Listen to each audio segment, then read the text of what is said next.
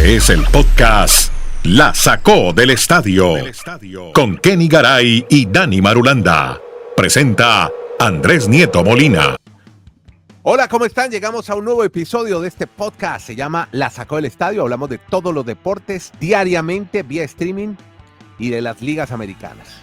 Nos conectamos con las ligas americanas, se las contamos al público de América Latina y por estos días hablamos mucho de panamericanos. Por eso tenemos, como ustedes lo pueden ver en el cuadro, como siempre, y lo dijimos, íbamos a hacer el corte ya a 2 días de que terminen los panamericanos, a Santiago el Pájaro Hernández. Santiago, ¿cómo estás? Bienvenido a tu podcast, La Sacó del Estadio. ¿Qué más, hombre?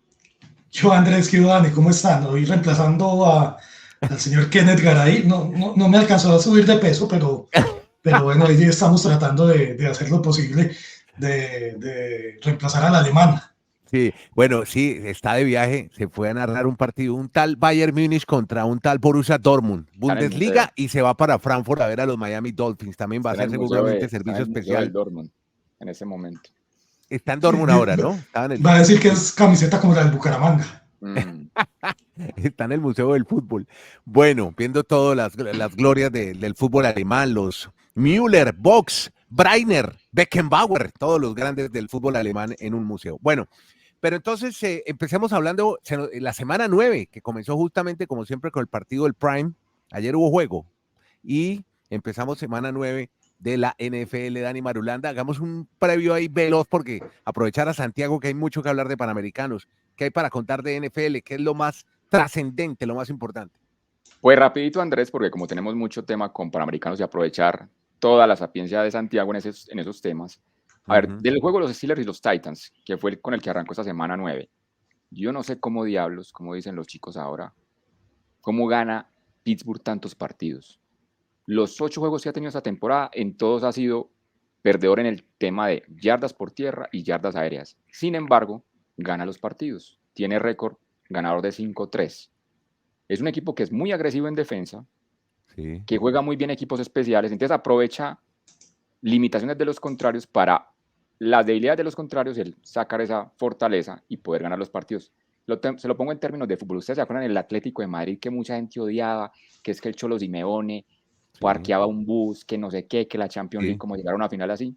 Pues Steelers juega pura defensa pura, es su identidad, sin tener grandes jugadores en ofensiva, pero aprovecha con la agresividad de la defensa a llevar el resultado hasta el final apretado y lo han logrado pues rematar en las partes finales, pero es algo que incluso numéricamente muchos se asombran. Desde 1933, por ahí salió una estadística de la NFL, que no había un equipo que en los 8 partidos fuese el de menos yardas por aire y por tierra en todos los partidos y que tenga un récord ganador. O sea, eso es, muchos se preguntan cómo los Steelers hoy están comandando su división con esa forma de no tener tanta habilidad para atacar, pero sí mucha para defender.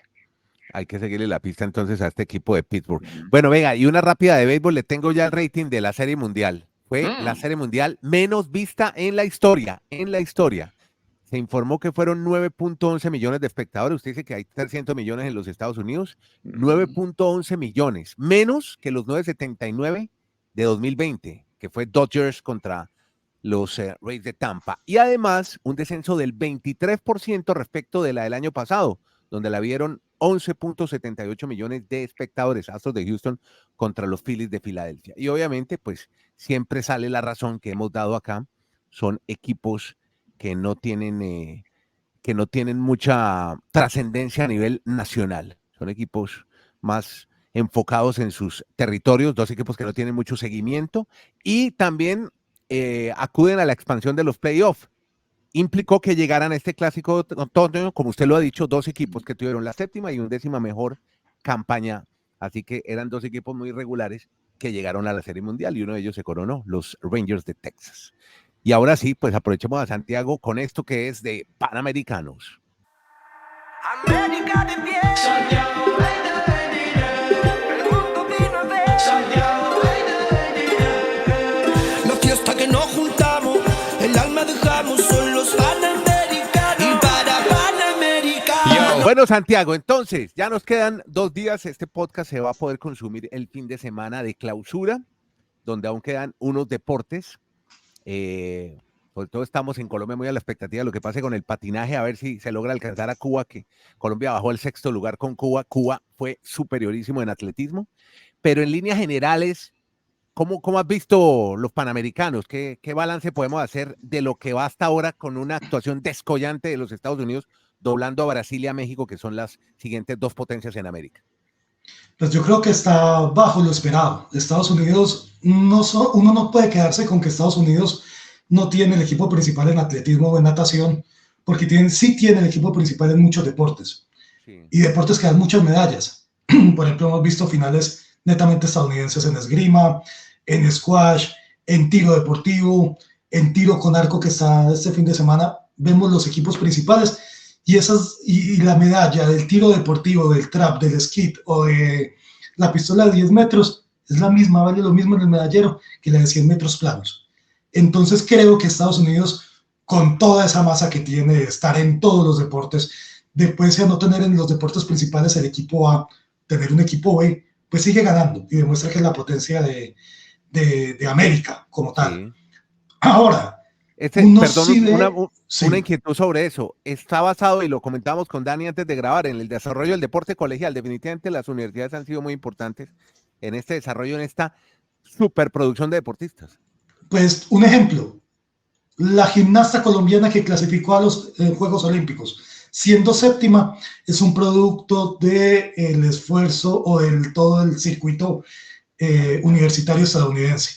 Desde el colegio a la universidad que estuvo en Alabama, sí, logró el cupo para América Latina de estos Juegos Panamericanos. Una chica que solamente ha competido una vez en Colombia, Luisa Fernanda Blanco, de padres colombianos y todo lo que se puede, pero es producto de ese sistema y vamos a ver mucho, y cada vez vamos a ver más estudiantes de universidades, más hijos de la diáspora en los países de América Latina, compitiendo por los países de sus padres, de sus abuelos o de algunos familiares, o que se terminaron radicando en estos países. No hay nada que hacer. ¿El éxito de México es por la cantidad de atletas que traen o también hay un desarrollo deportivo importante? La diversificación en los deportes, ellos le apuestan a casi todos los deportes, no hay deportes donde no estén, y ellos tienen un sistema de deporte, además que le apuestan a los Juegos Panamericanos, porque le apostaron mucho a los deportes en los que daban plazas para Juegos Olímpicos. Por ejemplo, lograron la plaza en el nado sincronizado, en el dueto. Le apostaron mucho a esos deportes que dan plazas para los Juegos Olímpicos, y por eso México tiene casi su equipo completo, así como Colombia, así como Cuba, así como gran parte de Brasil. No tienen todo Brasil, pero sí tienen gran parte de su equipo completo, por eso están peleando arriba. Ya lograron récord de medallas al viernes, 38 más que lo que habían logrado en toda su historia del Panamericano en unos solo Juegos. Vea, Teo, a propósito de ese tema de México, a ver cómo lo puede uno enfocar, porque uno ve similitudes, no sé si con Colombia, en el sentido de lo diferente que piensan las organizaciones que manejan el deporte en ese país. O sea, están felices por lo que usted acaba de reseñar. Baten el récord de más medallas en su historia de oros en unos Panamericanos. Estaban muy emocionados porque al principio iban de segundos, aunque pues, probablemente pues, Brasil y Canadá puedan quedar por encima de ellos. Pero, caso concreto, Ana Gabriela Guevara es la directora de la CONADE, que es la que reglamenta todo el tema del deporte, pero no tiene muy buenas relaciones con el Comité Olímpico Mexicano. ¿Sabe qué les dijo en estos días?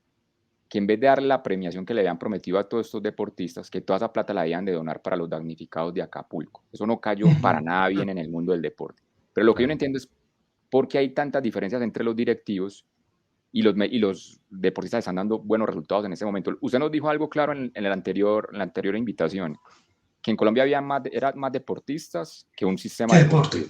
¿En México podemos mencionar algo parecido o lo de allá es que es un talento generacional que apareció ahora, o están haciendo un proyecto interesante a pesar de todas esas vicisitudes y todos los problemas entre ellos? Yo creo que, sin conocer mucho el caso de México, lo conocimos hace unos años cuando estuvimos en los Panamericanos en Guadalajara.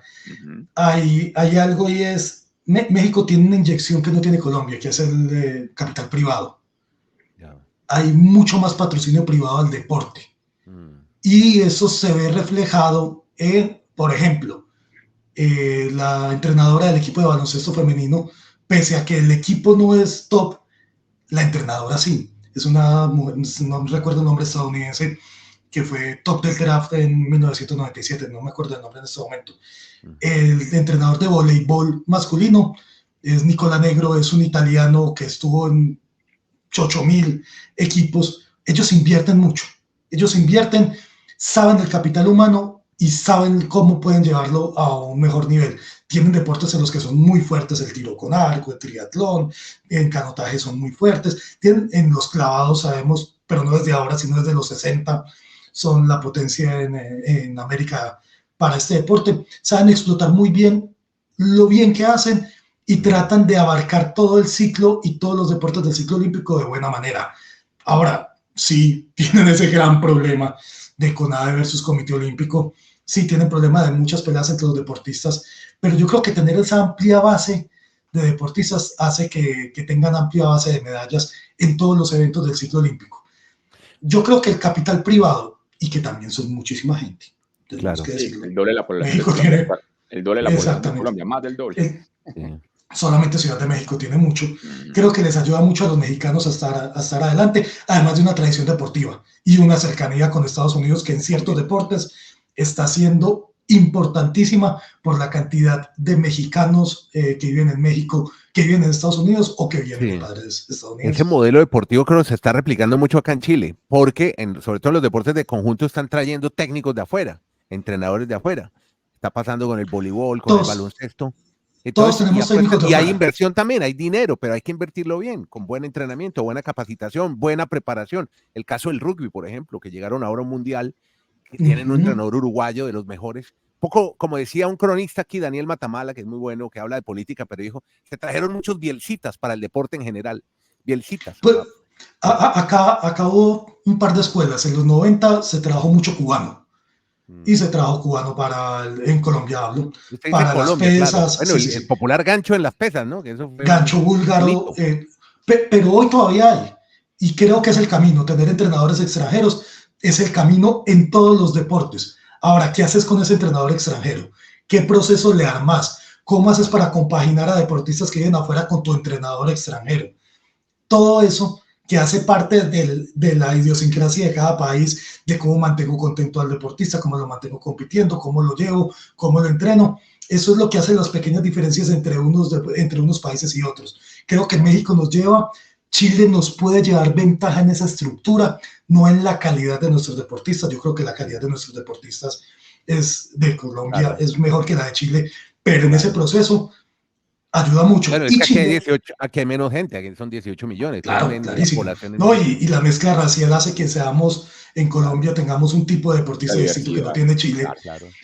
Pero hay algo y es, estos juegos puntuales, Chile de Santiago tuvo Suramericanos de 2014, 2014, perdón, 14, y ahora tiene estos Panamericanos. El generar y el ser sede de estos juegos grandes hacen que una nueva generación de deportistas crezca y se sume. Y hace esa obligación. Voy a dar un ejemplo muy puntual de algo que conozco. En Colombia no existía el bádminton. Y en 2010 para los Juegos Suramericanos de Medellín se crearon los comités pro federación y las ligas. Hoy esos chicos que nacieron y entrenadores y chicos que fueron gomosos son los que están terminando compitiendo en Panamericanos, Miguel Girama, Laura Londoño, son los que crecieron, los que vieron hace 10, 12 años esos deportes.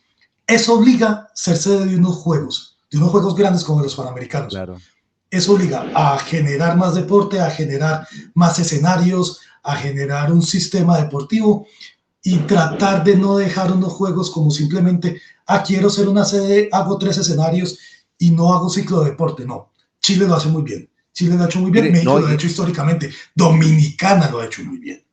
Claro, pero mire, hay que replicar en Chile algo muy importante y lo comentamos con Dani en un episodio anterior, en Peñalolén, que es un barrio tipo Barrio Manrique en Medellín, o como, ¿qué le puedo decir yo? Como Ciudad Bolívar, Santa Isabel en Bogotá, que es al sur, y metieron el velódromo, la pista de BMX, el parque de skate urbano. Ahora están haciendo... Va a generar desarrollo para la juventud. Imagínate la cantidad de pelados que salen de la escuela y se van a entrenar. El ejemplo es claro, España, Fernando Alonso, Rafa Nadal, Alberto Contador, Pau Gasol, todos ellos, y hablas con ellos, Saúl Cravioto, que todavía sigue activo, que es el de canotaje, todos ellos son generación Barcelona 1992. Todos hablas con ellos y todos dicen, yo lo vi cuando niño, yo estuve cuando niño, me llevaron a ese lugar, conocí ese lugar, eso generó una generación de campeones. O sea, que nosotros esa sí es una regla de 3. Sí. Si tienes unos juegos, tienes que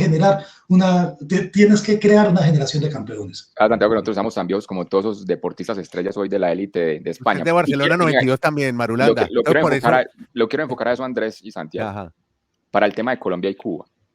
Sí. La primera vez que me vi unos olímpicos completos de pe a pa, como decimos en Colombia, fueron los olímpicos de Barcelona.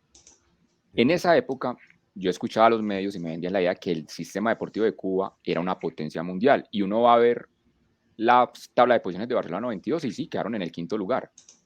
Pero después de esos olímpicos, Cuba, pues, por situaciones políticas, en fin, sociales, no tiene todos los recursos para seguir estando en la élite y ha perdido mucho en los olímpicos, pero sigue siendo un mercado muy fuerte para el área panamericana, para el área de este continente.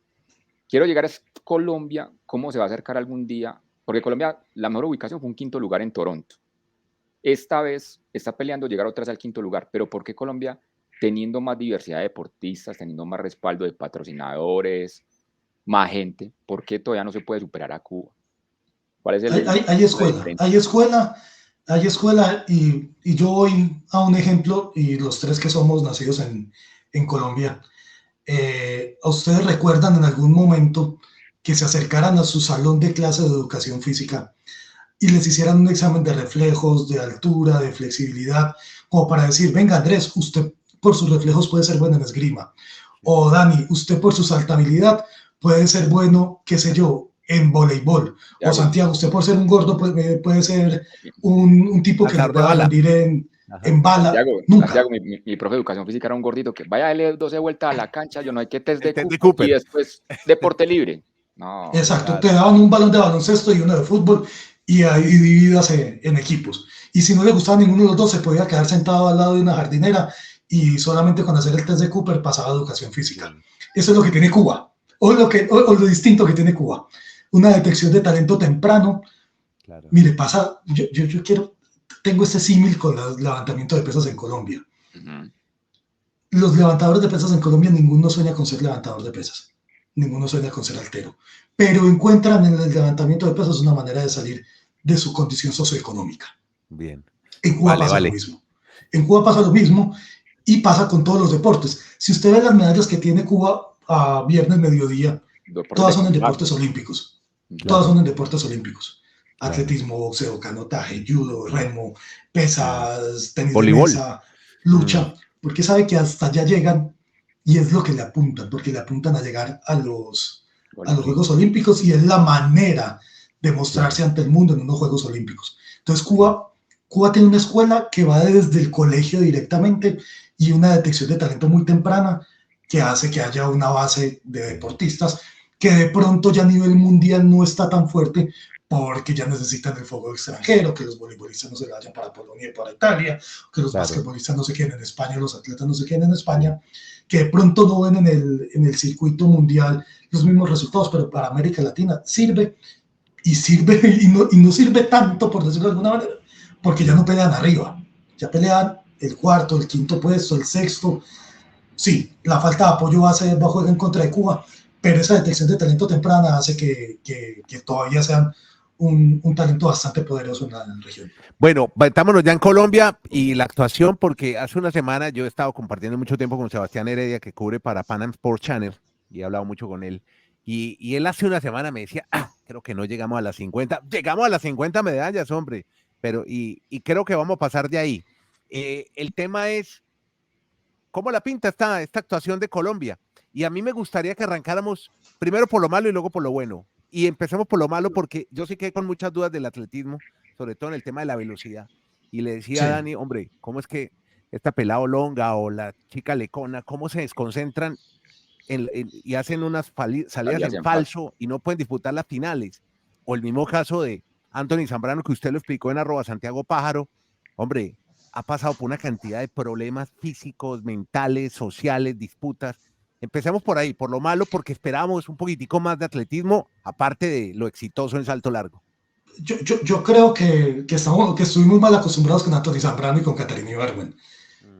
Históricamente tenemos 12 medallas en todo el atletismo de los Juegos Panamericanos. Íbamos en 2 y posiblemente 3 porque Flor Denise Ruiz es candidata a la medalla de oro en jabalina. Los resultados per se no son malos, lo que pasa es que miramos los nombres y las situaciones y decimos algo pasa. Hay mucho lesionado, y hay mucho lesionado que se arrastra desde el Mundial de Atletismo. Ronald Longa viene lesionado desde el Mundial de Atletismo, más allá de que haya quedado descalificado. Anthony Zambrano lleva 2 años literal de lesiones. Se lesionó Carlos Andrés Palacios, que iba para la final de los 200 metros y era integrante de la posta 4%, que no pudo participar. Y era favorito. Arnovis Almero, que ganó la medalla de oro, no hizo el último salto porque también tiene un dolor en su pierna. Y ¿sabe qué? Es que dentro de 8 días comienzan los Juegos Nacionales. Y ahí hay una cosa que pasa en Colombia. El dinero. ¿Sabe quién es el que da el mensual para que sobrevivan ellos? El Instituto de Deportes de Atlántico, de Magdalena, de Santander, de Antioquia, de Valle, de Bogotá. Claro. Entonces ellos les están diciendo, maestros, lo necesito en 8 días. Es su vida para los próximos años, su sueldo mensual. Aquí tienen que hacer una balanza y nadie puede decirle al deportista que no lo haga. Y es entre el premio de la medalla y el sueldito mensual que me da el Instituto de Deporte Regional. Claro. No hay nada que hacer. Y en atletismo yo creo que lo estamos viendo más, sobre todo con la cantidad de lesiones en velocidad. La cantidad de lesiones y la cantidad de gente que está tocada se ve en otros deportes. Lo que pasa en atletismo lo vimos mucho, con 3, 4 lesionados y con una par de no presentaciones a competencias que vimos en el atletismo. Por eso yo creo que se ve mal. Ahora usted lo ve en medallas. Si tenemos 3 medallas de oro, si se configura la de Flor Denise Ruiz, es una actuación normal, igual a la de hace 4 años en Lima. Bueno, y plata el disco, ¿no? Mauricio Ortega, muy bien.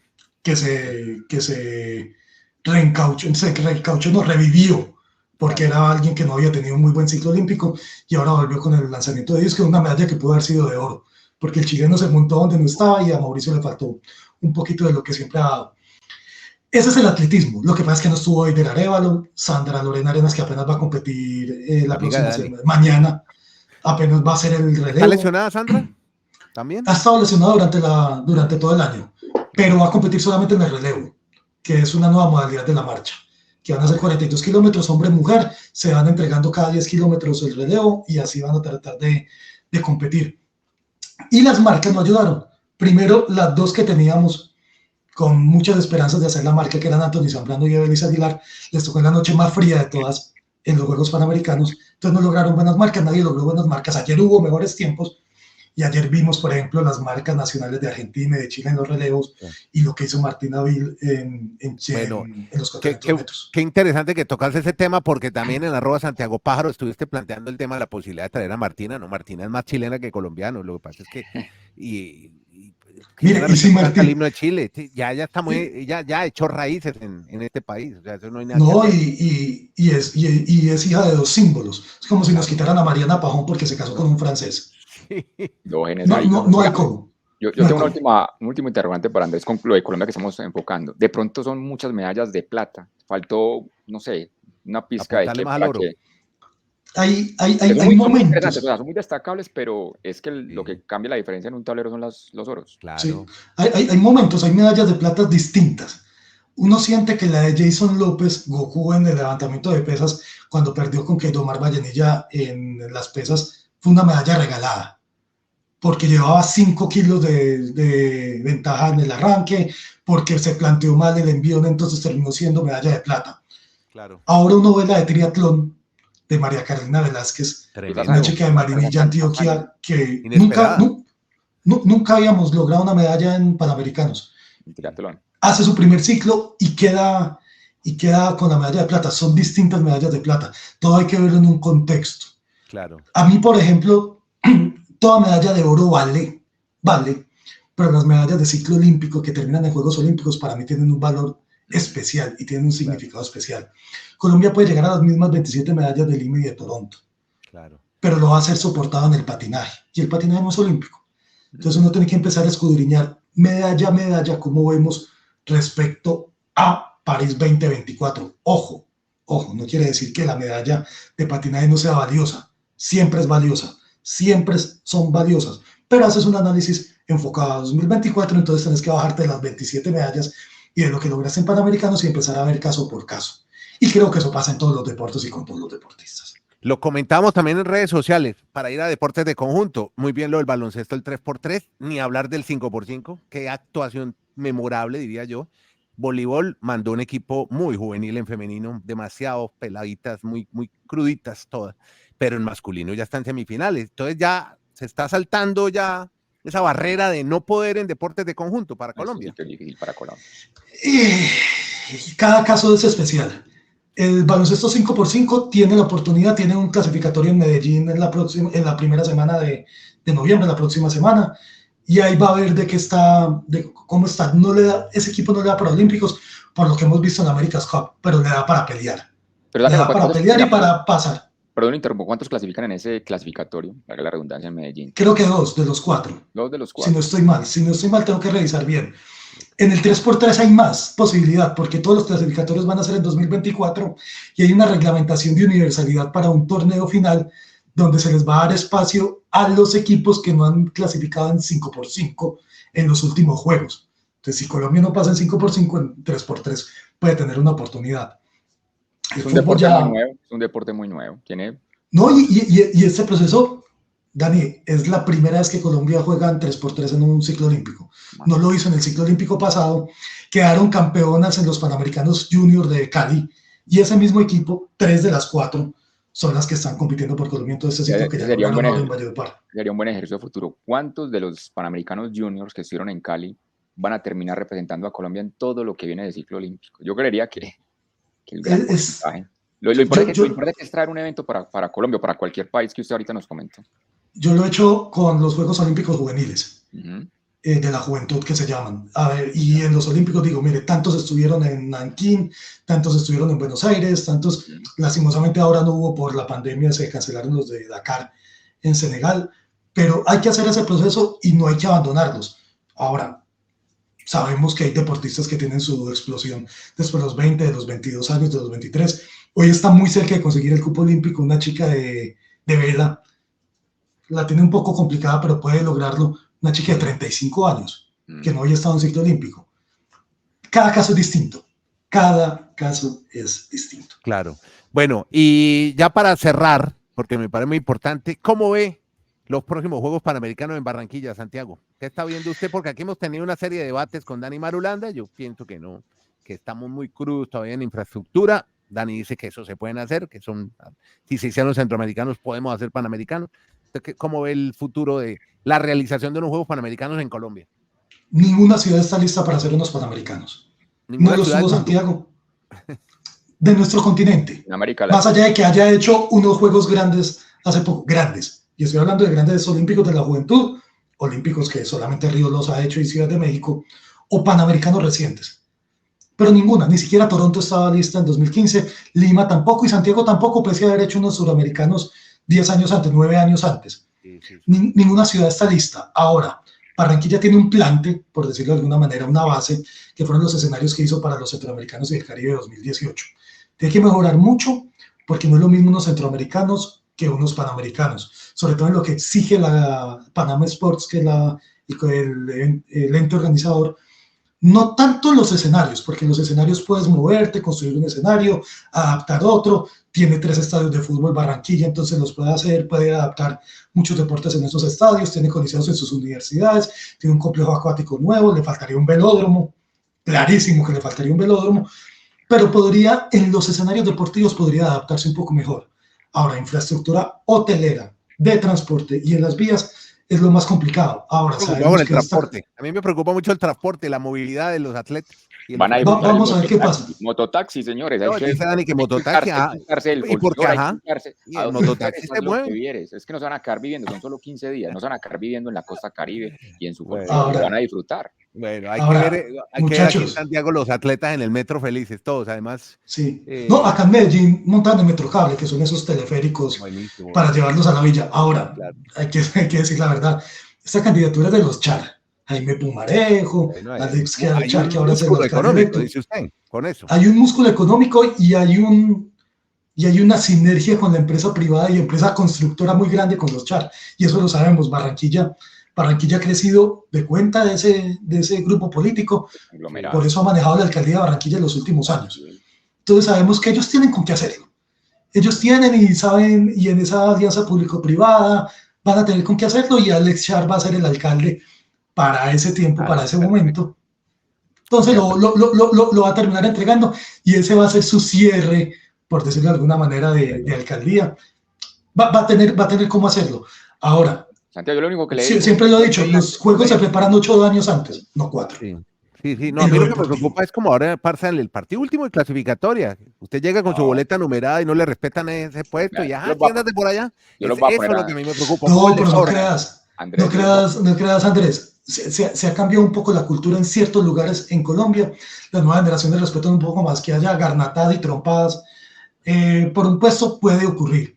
No, pero te lo digo porque me le pasó a unos amigos míos ahora que no pudieron sentarse en la boleta que compraron. O sea, entonces si eso pasa un partido de fútbol, no me imagino. No estamos entrando a Old Trafford, donde tienes un acomodador, no estamos entrando a Old Trafford donde tienes un acomodador y te guardan la silla. Yo simplemente les voy a decir una cosa bonita. Soñemos bonito, o como dicen los mexicanos, soñemos chingón. Vale. Que en 4 años, soñemos chingón, que en 4 años nosotros, Dios mediante, estemos todos en Barranquilla disfrutando los Panamericanos. Perfecto, me uno. Vamos, Barranquilla. Listo. Y después nos vamos a Los Ángeles, que no queda tan lejos. Hacemos todo el ciclo. Oiga, Santiago, hagamos este cortecito cada mes, hablemos de ciclo olímpico, además para ver quiénes se van a París. Este es un por ahora son 30 colombianos. Y nos pagan, pero la pasamos muy bueno. Todos los días nos encontramos aquí 20 minuticos y charlamos delicioso, como lo hemos hecho con usted hoy, hablando de olimpismo, que nos encanta, Santiago, y pues usted estudia mucho, investiga mucho, lee mucho, y por eso acudimos a su sapiencia, como dice Marulanda. Muchas gracias, Santiago. Por ahora son 30 colombianos. Dani me preguntaba si llegábamos a los 50. Yo creo que sí vamos a llegar a los 50, sí los vamos a pasar. Sí los vamos a pasar, son 30 oficiales. Uno podría ya tener 6 de ciclismo que no son no oficiales y que se harían oficiales en junio. Yo creo que sí, Dani. Téngale fe, no vamos a llegar nunca a las cifras de Río y de Londres, jamás. Sí. Pero podemos tener un número. Ni en medallas tampoco, y una proyección en podios ni nada. Muy complicado. Muy complicado. Eso es por épocas. Venga, debutan en juegos 2 modalidades, breaking y los eSports. Sí, hay que verla. No, y los eSports que ya comenzaron y están jugando. Sí. Fútbol, está buenísimo, sí, ya está la carpa ahí montada en el Estadio Nacional. Está buenísimo. No sé si buenísimo, pero hace parte de lo que busca los entes organizadores. Las nuevas generaciones, eso es lo que les gusta. ¿Será que me luxo un dedo? ¿Será que no sé? Bueno, muchas gracias. Podría decir lo mismo con tiro con arco. Bueno, hay que seguir estas conversaciones que son deliciosas, buenísimas. Santiago, @Santiago Pájaro, síguelo así. Santiago Hernández, experticia en olimpismo con Dani Marulanda, que está desde el Retiro, Colombia. Santiago está en Envigado, yo estoy en Santiago, pero de Chile. Y bueno, y esperamos ya llegar ahí la próxima semana a sus fans. Lo tendremos ya traído de Alemania. Vamos a ver cómo le va en su paso por la Bundesliga y por la NFL que se juega en Frankfurt. Muchas gracias por seguir este podcast, muy queridos. Podcast La Sacó del Estadio.